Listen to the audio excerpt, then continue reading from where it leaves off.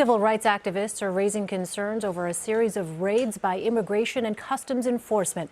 Hundreds of undocumented immigrants were arrested in at least 5 states. This may be the first large-scale enforcement of President Trump's order to crack down on the estimated 11 million immigrants living here illegally, although law enforcement disputes that. President Trump claimed credit for the raids Sunday, tweeting, "The crackdown on illegal criminals is merely the keeping of my campaign promise. Gang members, drug dealers, and others are being removed."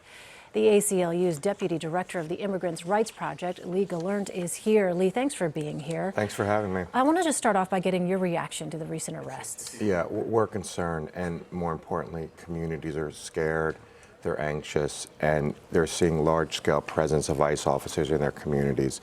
And so we are going to do everything we can to push back. And one of the things that we are doing is organizing an enormous rapid response team, not just civil rights groups like the ACLU, community groups on the ground, but I think maybe most importantly, numerous big law firms, the most prestigious law firms in the country, are joining with us to create this rapid response team, and they have offices all around the country, and they're prepared to get on a plane as soon as we tell them there's been a raid to try and get there on the ground to provide counsel for vulnerable people.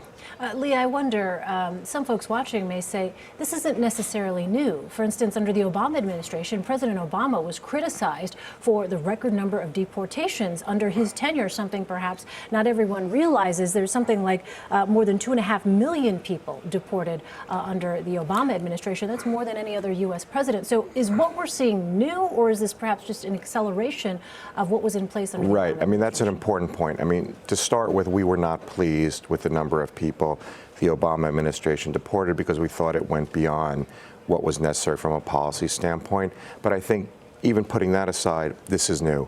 And it's new in a couple of ways. One is there's this presence of ICE officials in the community that we didn't see with the Obama administration. But it's also, as the president said, he's going to be going after a wider group of people, not just people with serious criminal convictions, but people with minor criminal convictions. And what we're seeing now are people with no criminal convictions just tearing families apart.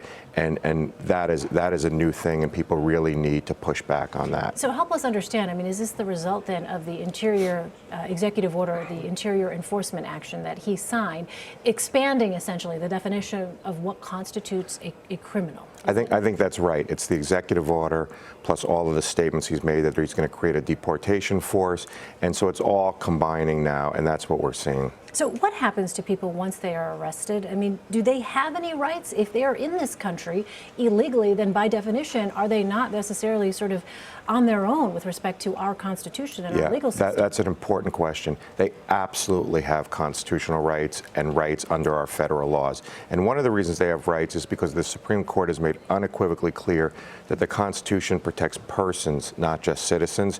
So they cannot be removed from this country without being given due process. They are entitled to a hearing to assert their defenses, and they should remain silent. They should ask to see a warrant. They absolutely have rights, and anybody who is telling them they don't have rights is simply wrong. I just want to pause for a moment, because I think what you just said is going to be shocking to some people. The notion that people who, in some people's eyes, have violated this nation's laws by coming into this country, living in this country illegally, still, you say, have some right under our Constitution, even if they're not U.S. citizens. Right, but that's been settled for a long time. And one of the things, keep in mind, is that just because ICE says they're here illegally and doesn't have a right to be here doesn't mean that's so. So, for example, the ACLU has seen numerous cases where citizens are removed accidentally, and other people have a right to stay here.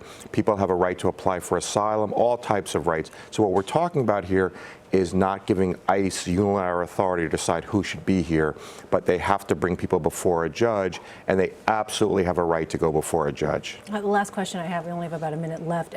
We're hearing that there were some reports of non-existent raids spreading online through social media. How do you essentially keep your focus when you have these kind of conflicting messages? Doesn't that sort of undermine what it is that you and others are trying to do? Right. Well, I mean, you're talking about sort of all the reports going out there. Right. I mean, that's why we need to create this rapid response team. We need to figure out what's actually happening and what's not actually happening. But things are moving so quickly, and I think that's what ICE is hoping for, that we won't be able to figure out what's going on, but we will figure out what's going on. All right, a lot to watch. Gelernt, thank you so much. Thank you. Really appreciate it.